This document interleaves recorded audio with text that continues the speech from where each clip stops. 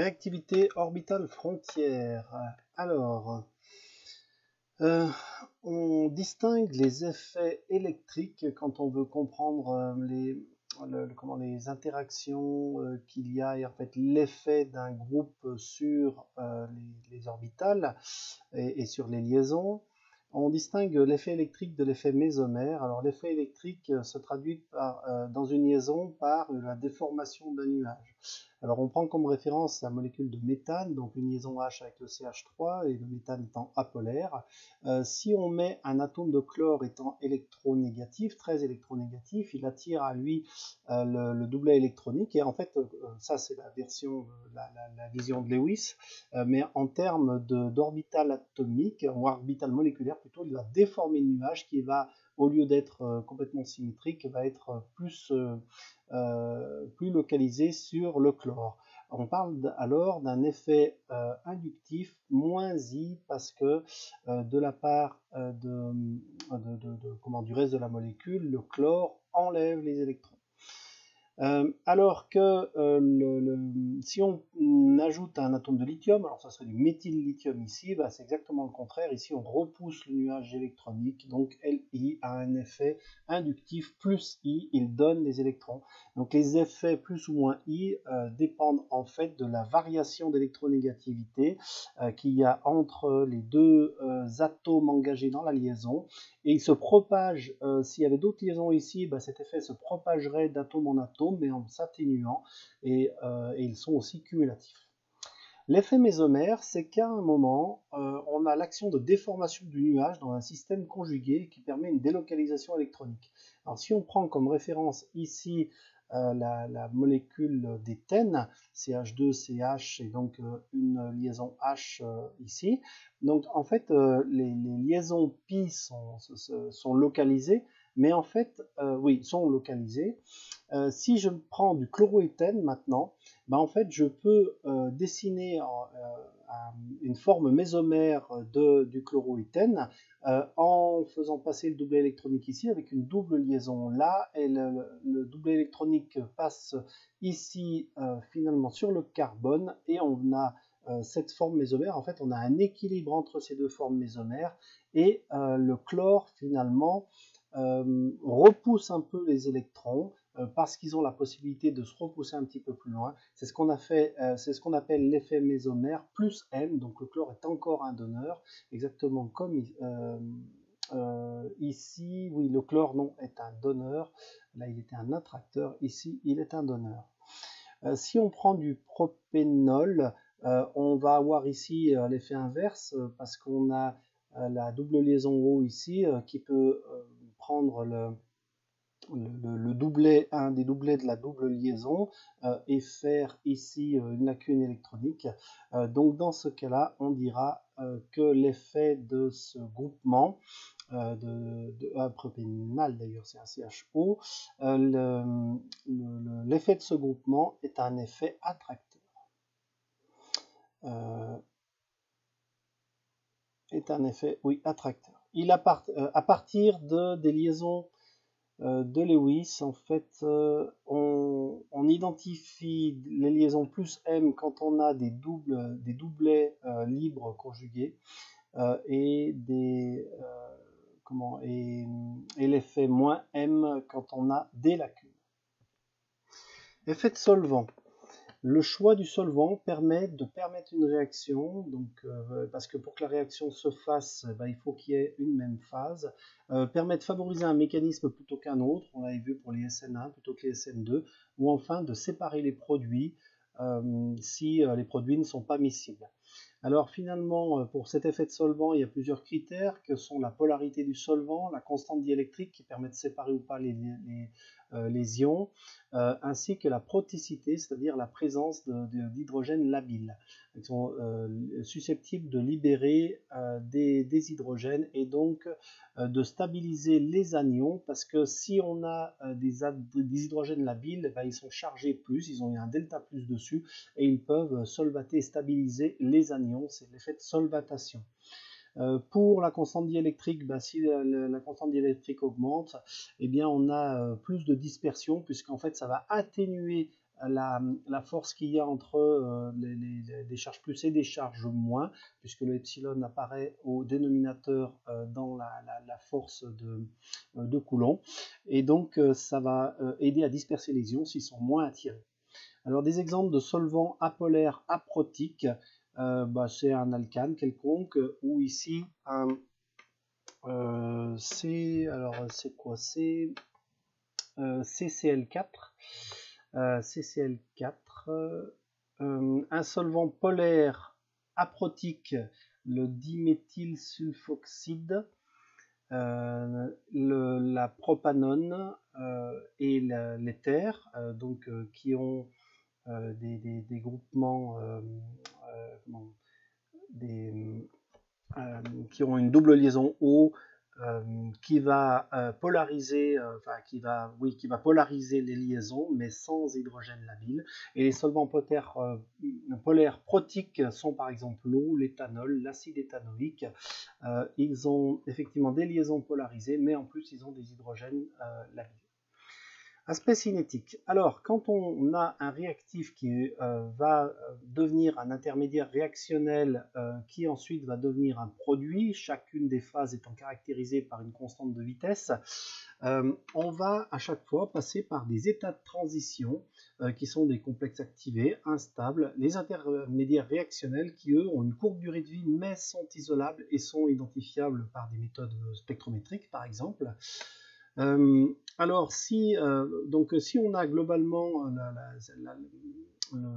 si la vitesse globale de la réaction ne s'exprime qu'en fonction de K1 et de la concentration en R, alors ça veut dire que l'étape 1 est cinétiquement déterminante et qu'en gros l'étape 2 est très rapide et se fait dès que I est formé.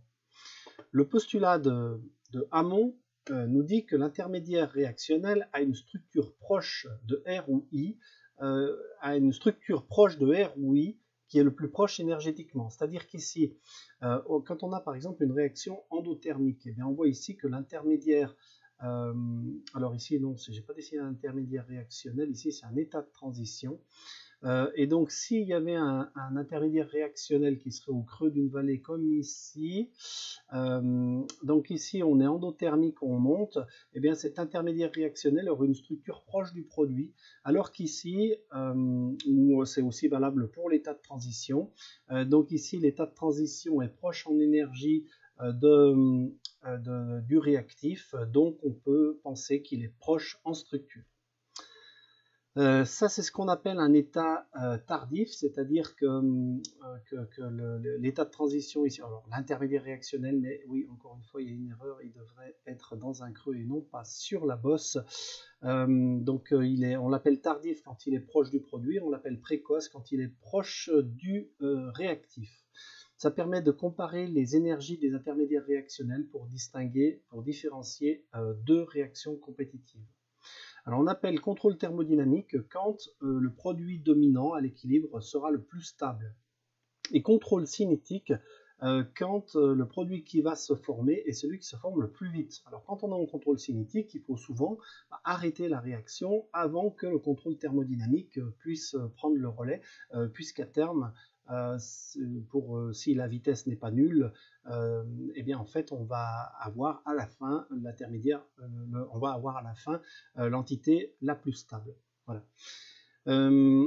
Alors on a ici par exemple dans le cas d'une réaction endothermique, on a ici des profils de chemin réactionnel, selon le chemin réactionnel, des profils d'énergie en fonction du chemin réactionnel qui montrent que on a deux candidats possibles, I1 et I2, et puis on a deux états de transition ici, donc celui-là est plus en énergie que celui-là. Si on part du même endroit, on peut penser qu'ici on va former celui-ci majoritairement, car ça plus rapide du fait de la barrière énergétique plus basse. Par contre, attention, il peut y avoir un cas possible où on a effectivement le croisement des courbes, c'est-à-dire qu'on a deux produits à la fin, mais que le produit plus stable en énergie est aussi celui qui est le plus haut en énergie ici. Ce cas est possible, mais moins fréquent. Dans ce cas-là, la règle précédente n'est plus bonne. Alors, approximation des orbitales frontières. On appelle HO l'orbital moléculaire occupé de plus haute énergie, donc haute occupée, et BV la base vacante, l'orbital moléculaire de plus basse énergie, qui est vacante. En anglais, on les appelle HOMO et LUMO pour Highest Occupied Molecular Orbital et Lowest Unoccupied. HO et BV sont des orbitales frontières. Donc c'est celles qui font la frontière entre toutes les orbitales remplies en bas et toutes les orbitales vides en haut. C'est pour ça qu'on les appelle ainsi. Alors, si on regarde, par exemple, pour le dihydrogène, c'est tout simple. La liante, c'est la HO, la non-liante, c'est la BV. Si on regarde pour le difluor, alors difluor dans la structure est K2L7 ou 1S2, 2S2, 2P5. Donc, on a ici le fluor qui a des sigma et des pi. Les orbitales, enfin les 9 électrons se remplissent ainsi, 2, 4, 6, 7, 8, 9, 10. Tiens, pourquoi est-ce qu'on en a oui, 2F, donc il y en a 2F, il y en a 18. Donc 1, 2, 3, 4, 5, 6, 7, 8, 9, 10, 11, 12. Et là, ah oui, on a on ne les a pas toutes dessinées. Mais bref, c'est juste pour illustrer ici qu'il y a la HO, c'est celle-ci, c'est la plus haute occupée, et la base vacante, c'est celle-ci. Alors, le problème, c'est que quand on veut connaître pour des molécules un peu plus complexes quel orbital atomique interagit avec quel orbital atomique, c'est compliqué parce que toutes interagissent avec toutes. Ça commence à faire vraiment beaucoup de... Et quand il y a plusieurs atomes, ça devient vite inextricable. Donc, Fukui, en 1952, fait l'hypothèse, c'est ce qu'on appelle la méthode des perturbations. Il dit que lorsque deux molécules se rapprochent, ou deux espèces chimiques, leur orbital moléculaire interagissent, et en particulier HO et BV. Donc la HO de l'une et la BV de l'autre vont interagir. Alors on va définir comme ça deux interactions frontières, IF1 et IF2, et en fait on va considérer celles qui sont... IF1, ça va être la principale parce qu'ils sont plus proches en énergie, donc c'est vraiment là qu'il y aura la plus grande interaction. IF2 sera plus faible en énergie parce que c'est différent, parce qu'il y a une plus grande différence d'énergie entre les deux. Celle-ci sera négligée et finalement, on ne tient compte que de cette orbitale frontière et de l'interaction entre la HO de A et la BV de B. Alors, un rappel de vocabulaire, on appelle réactif quelque chose qui réagit avec, ou souvent un composé minéral, et ça s'oppose au substrat, qui est la molécule d'intérêt, qui est en chimie orga, la molécule la plus chère, ou celle qui a déjà beaucoup de fonctions. Si on a deux molécules organiques, eh bien, réactif, c'est celui qui réagit par un hétéroatome autre que le carbone, par exemple ici, l'oxygène du groupe hydroxyle. Alors, on appelle un réactif nucléophile quand on a une HO haute en énergie, donc ici, en fait, c'est le B. Le nucléophile, pourquoi? C'est parce que ici, les électrons vont chercher, vont se délocaliser, ils vont essayer de tomber ici dans un puits d'énergie plus bas. Donc, les électrons vont partir et donc cette molécule va être nucléophile parce que ces électrons vont chercher à se raccrocher au noyau de l'autre. Celui-ci est l'électrophile parce qu'en fait, ce noyau-là va chercher à récupérer encore d'autres électrons que les deux qu'il a.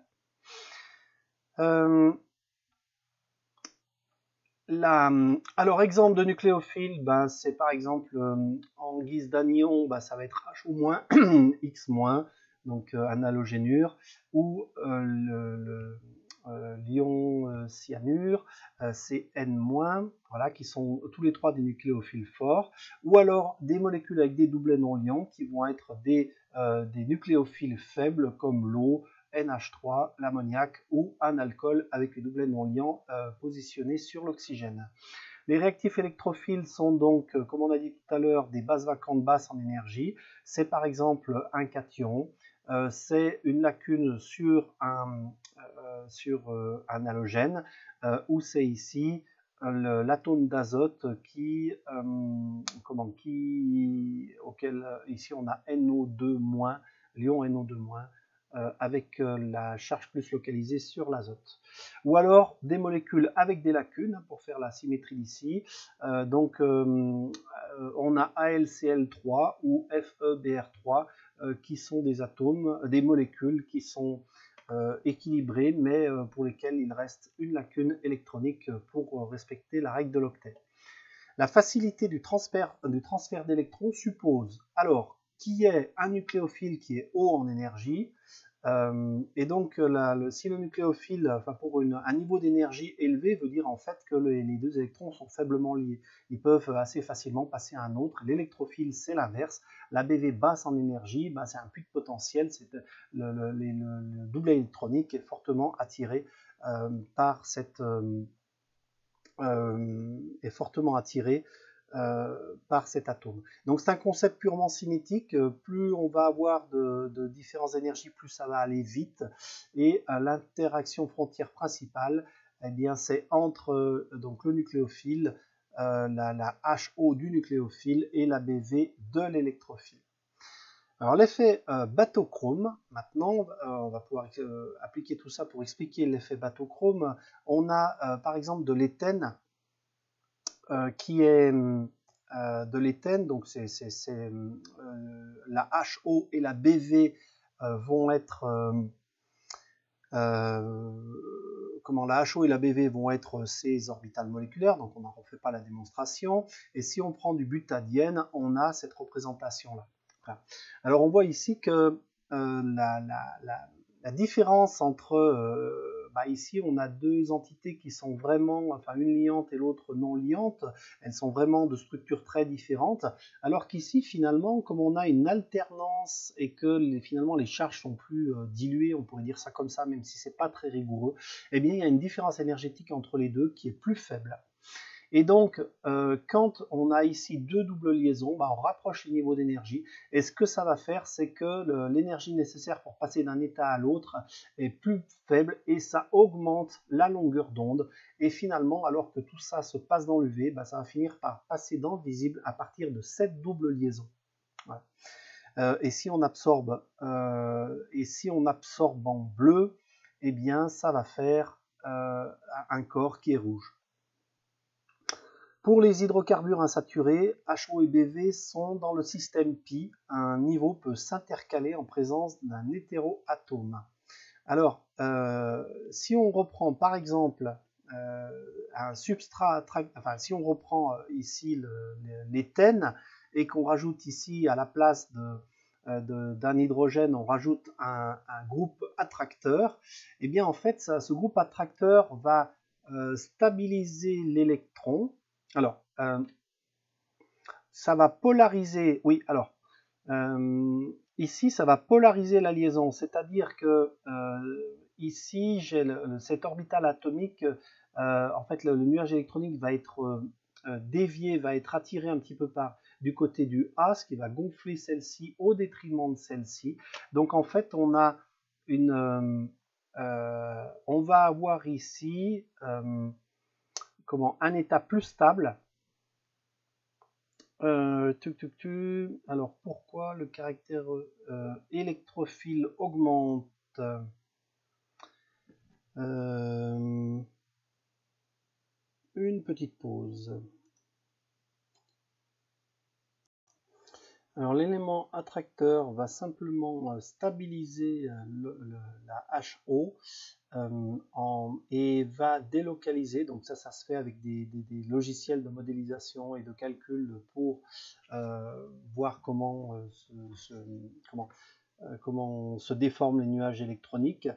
Donc on pourrait constater sur un logiciel que ici la présence de ce groupe attracteur stabilise la HO et la BV et que les deux descendent d'énergie. Donc ce qui va contribuer à localiser un petit peu plus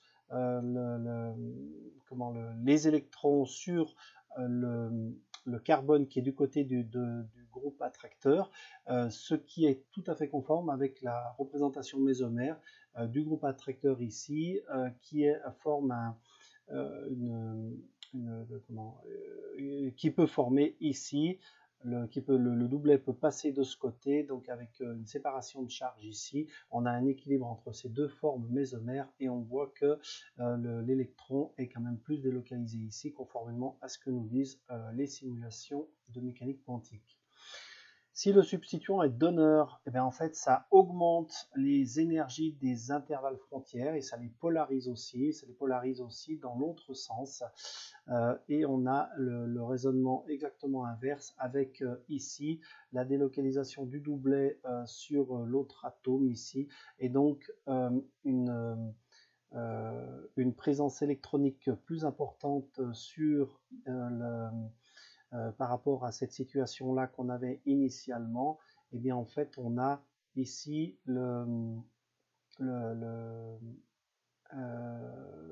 cette orbitale atomique qui a grossi et celle-ci qui a diminué, ce qui est conforme à cette forme mésomère. Donc le caractère nucléophile augmente, le caractère électrophile diminue. Résumé, les orbitales moléculaires montent avec un groupe attracteur, descendent avec un D et se rapprochent sous l'effet d'une conjugaison. Alors on peut voir maintenant l'addition nucléophile sur le carbonyle. Donc le carbonyle, il y a donc un groupe CO avec une liaison sigma et une liaison pi, et ici des doublets qui sont non liants. Alors si on prend le carbone et si on prend l'oxygène, donc l'oxygène avec ses deux PZ, et on prend le carbone qui est ici plus haut en énergie avec son orbital P qui est ici plus haute, en fait on voit qu'on a donc 1, 2, 3, 4 électrons à partager. On va avoir une sigma formée par ces orbitales atomiques. On va avoir en fait celle-ci qui ne va interagir avec rien par rapport à celle-ci, donc qui reste au même niveau. Et ça va être la HO. Et la HO est non liante. Et on a ici une antiliante, mais qui, quand on remplit les 4 électrons qui sont donc 1 ici et 3 ici, et bien en fait on va voir qu'on va remplir la sigma, qu'on va remplir la pi, la sigma est plus bas et est déjà remplie. Par contre on va faire un doublet non liant et c'est effectivement celui-ci. Et en fait oui. Alors la BV basse en énergie montre que le carbone va être ici électrophile. Non, la BV, alors c'est l'oxygène. L'oxygène qui a une BV, alors la BV est là. La BV est basse.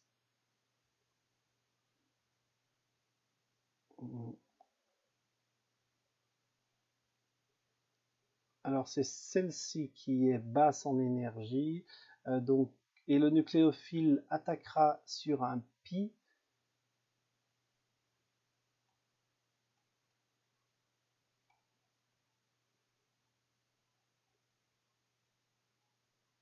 Ok, on laisse tomber ça. Contrôle des réactions, c'est à revoir. Contrôle des réactions. Alors, si on parle de contrôle thermodynamique, quand on se pose la question quel est le plus stable, quel est celui que j'aurai à la fin, si je laisse beaucoup de temps et que vraiment on arrive à avoir du coup la molécule la plus stable qui va finir par se former. Alors que le contrôle cinétique, c'est quand on va former, enfin on va chercher à avoir ce qui se forme le plus rapidement. Alors ceci se fait par contrôle de charge, c'est-à-dire que si les réactifs sont chargés, ben bien sûr ça va aller plus vite. Par contrôle orbitalaire, ce sont des réactifs et un substrat qui ont des orbitales diffuses qui favorisent les recouvrements. Et on parle de contrôle stérique si l'encombrement rend possible ou impossible certaines réactions. Pour le contrôle orbitalaire, une réaction est d'autant plus facile, donc l'énergie d'activation qui est faible sur sur un diagramme où on montre l'énergie potentielle en fonction du chemin réactionnel. Une réaction est d'autant plus facile que les orbitales frontières des réactifs sont proches en énergie et peuvent se recouvrir. Alors on parle de régiosélectivité quand un substrat a plusieurs sites électrophiles. Dans ce cas, le nucléophile va attaquer le plus gros lobe. Donc les plus gros lobes qu'on obtient quand on utilise des logiciels de calcul d'orbital moléculaire. Stéréosélectivité, stéréospécificité, ben, on regarde qu'il y a certains chemins qui présentent de meilleurs angles d'attaque qui correspondent au plus gros recouvrement. Donc l'exemple classique de l'inversion de Walden avec le nucléophile qui attaque ici un